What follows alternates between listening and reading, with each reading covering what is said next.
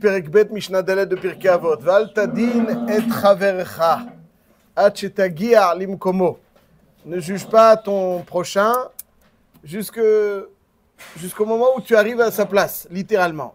Alors, il y a 4 explications que je trouve fort intéressantes et qu'on essaiera de voir. La première chose, des fois on peut voir des hommes politiques, on va prendre des hommes politiques, hein, qui ont des comportements qui ne sont pas suffisamment appréciés.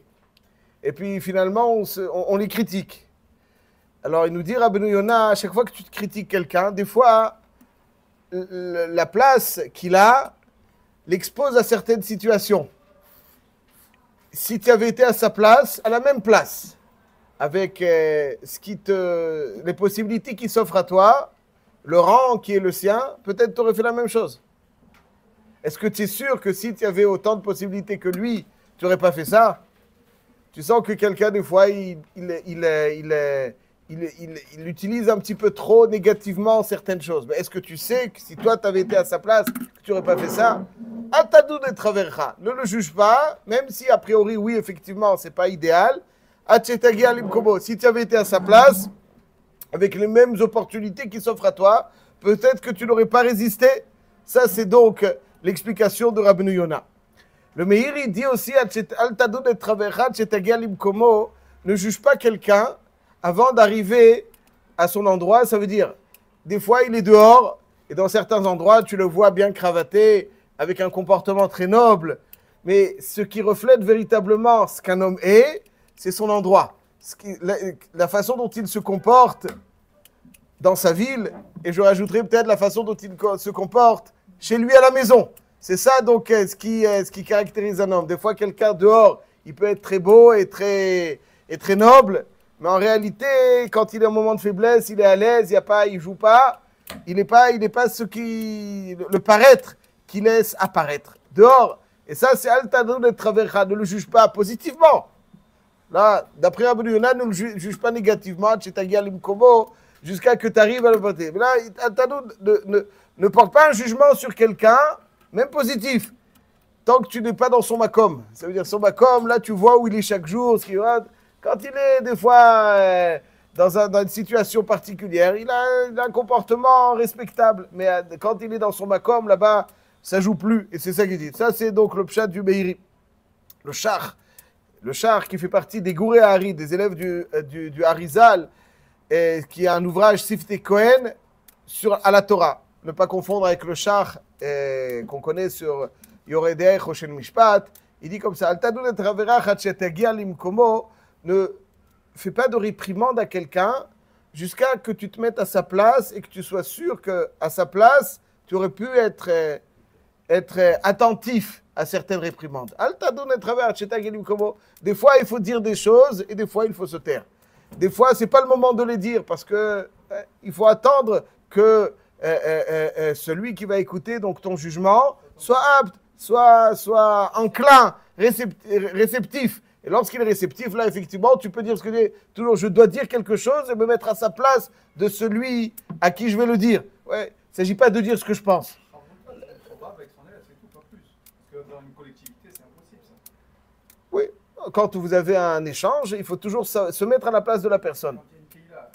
C'est vrai, il faut savoir ce que la Keïla peut entendre, ce que les gens peuvent entendre. Il faut toujours être à la place, se mettre à la place. C'est-à-dire toujours, je dois dire quelque chose, comment elle va être reçue. Ça, c'est, je pense, quelque chose.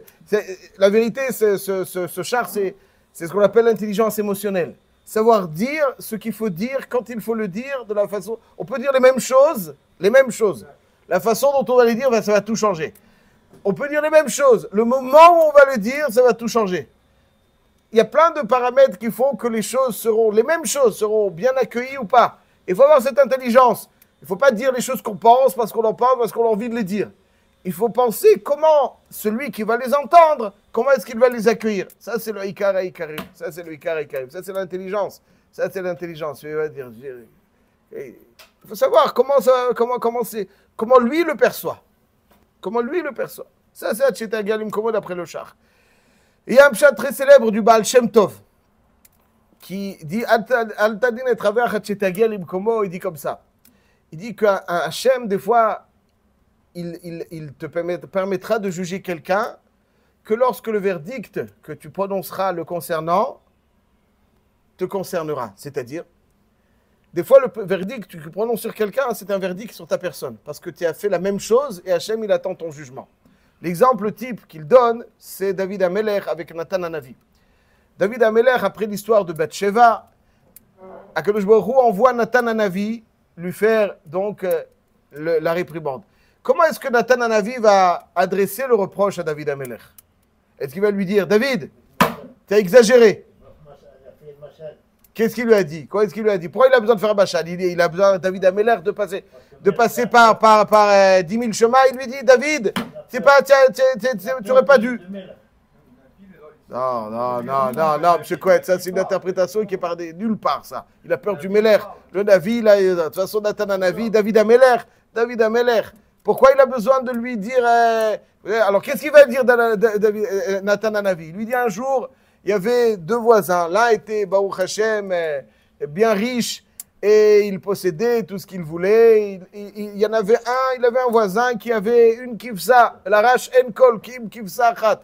Il y avait un, malheureusement démuni, qui ne possédait qu'un petit agneau. Un jour, il y a un invité qui se rend chez le riche. Le riche, tu as tout ce que tu veux. Qu'est-ce qu'il fait? Oui, il va chercher l'agneau, il va chercher chez le voisin. Le voisin, il possède qu'une seule kivsa, tu la lui prends, et il se retrouve sans rien. Qu'est-ce que tu en penses de celui-là? Au lieu de... Il a tout ce qu'il veut.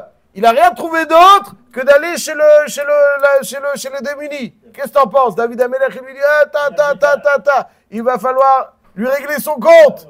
Ah, dit Nathan Hanavi, David Amelech, tu sais qui ton comportement, c'est toi. Ce comportement, c'est toi. Arriba au Hachem, tu es un roi. Tu as tout ce que tu veux. Il y a Uriah, Chiti, il a une femme, Bathsheba. Tu as tout ce que tu veux. Tu n'as rien trouvé de mieux que d'aller chercher, etc., etc. D'accord. C'est une très bonne question. Chiti, il habitait Chet. C'est pas... Si vous dites quelqu'un il est un Français, ça ne veut pas dire qu'il est goy, ok? C'est la même chose, Uriah Hiti.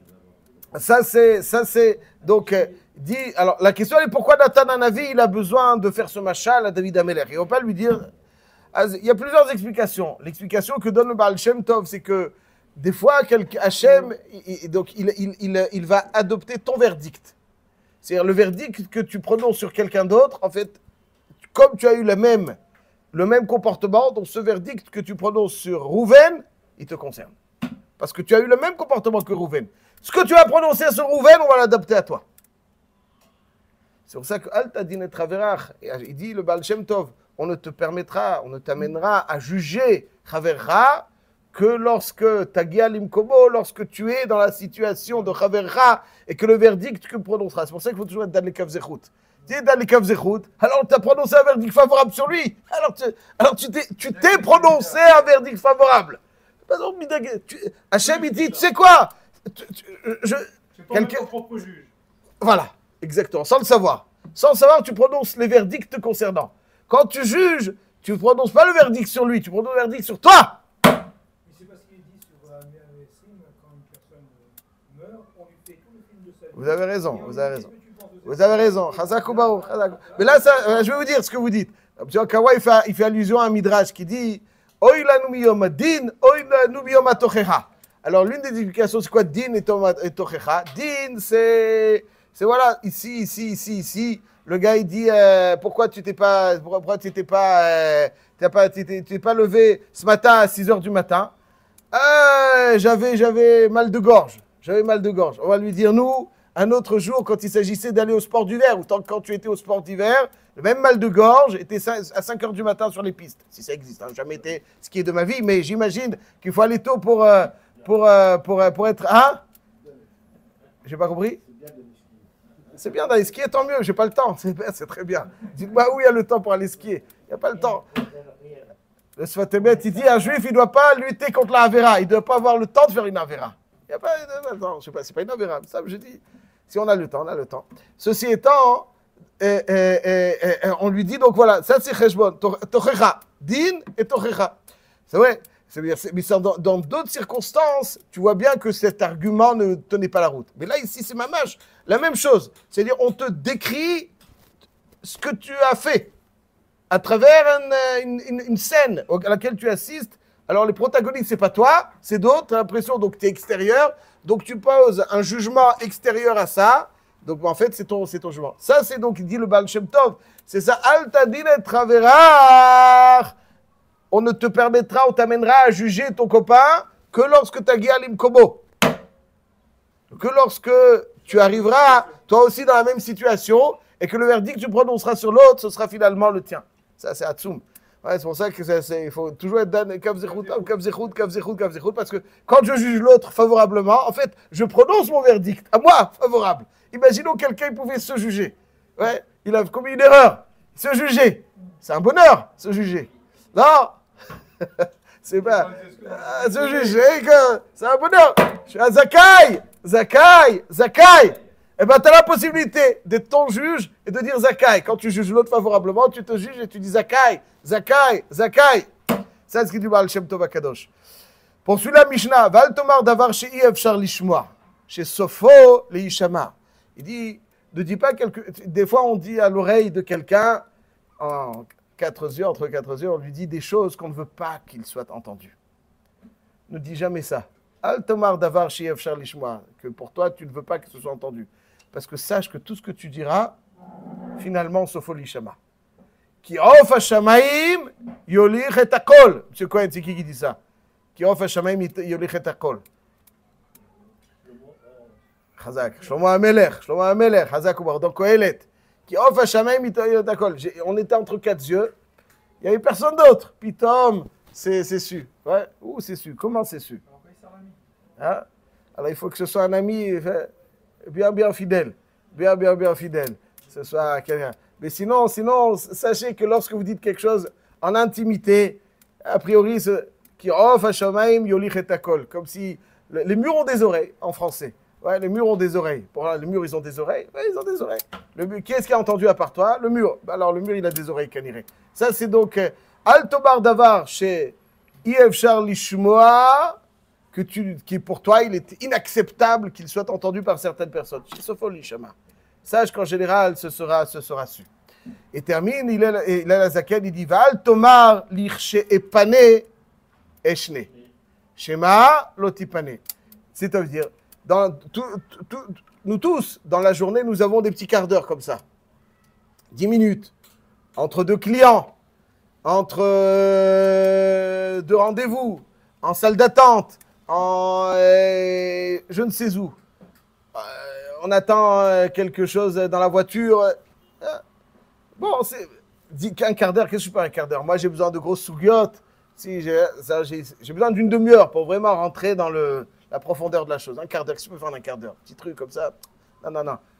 L'irché pané, lorsque j'aurai plus de temps, une demi-heure, 1 heure là-dessus, vraiment, je peux m'installer. Mais 10 minutes, 5 minutes, qu'est-ce que je peux faire en 5 minutes? Une petite Mishnah. Moi, j'ai besoin de grosses choses. Al-Tomar l'irché pané eshne. N'attends pas d'avoir beaucoup de temps pour faire ce que tu dois faire. Trouve le temps. Schéma l'otipané. C'est-à-dire, parce que peut-être que tu n'auras pas cette demi-heure. Peut-être que tu n'auras pas cette heure. C'est le quart d'heure qui est là, saisis-le. Les 5 minutes qui sont là, saisis-les. Quoi, tu t'assois en attendant le repas. C'est pas encore chaud. C'est en train de réchauffer. Ça prend 3 minutes. Qu'est-ce que tu veux en ces 3 minutes? De toute façon, j'attends le repas. 3 minutes, c'est 3 minutes. Un jour, le Khatam Sofer, il a dit à ses élèves, je fais un sioum à chasse. Qu'il a terminé en un quart d'heure. Il dit en un quart d'heure, terminer le chasse, Rabbi, ça. Il dit un quart d'heure, plus un quart d'heure, plus un quart d'heure, plus un quart d'heure. Donc c'est un chasse qui m'est particulièrement cher. Parce que c'est une accumulation de petits quarts d'heure qui m'ont permis de terminer le chasse. Al tobar l'irché pané eshne. Chez Maloti pané. N'attends pas d'avoir beaucoup de temps. Tu dois, dès que tu as un petit moment, tu dois le saisir. Et de telle façon, à la fin de ta vie, le moussard askel de ça, M. Cohen, observez le portable. Combien de temps vous avez parlé? Une fois, je ne sais pas, je suis tombé dessus. Combien de temps vous avez parlé au portable? Vous pouvez savoir ça depuis que vous l'avez, celui-là? 3 heures par jour. Et ça fait combien de temps que vous l'avez? Alors, observez, c'est phénoménal. C'est phénoménal. C'est des semaines et des mois. Parler. Même si c'est la rabbinite qui l'appelle, c'est... Non, si c'est la rabbinite, alors on peut la moitié, on va lui donner à la rabbinite. Ça, c'est Dvar Mitzvah. Alors, le reste, c'est phénoménal. Des mois et des mois. Et ça, c'est un moussar askel à quel point. Pourtant, 5 minutes ici, 5 minutes ici, 5 minutes ici. Mais en réalité, au final, ça donne des mois et des mois de résultats. Hazak ou Baruch.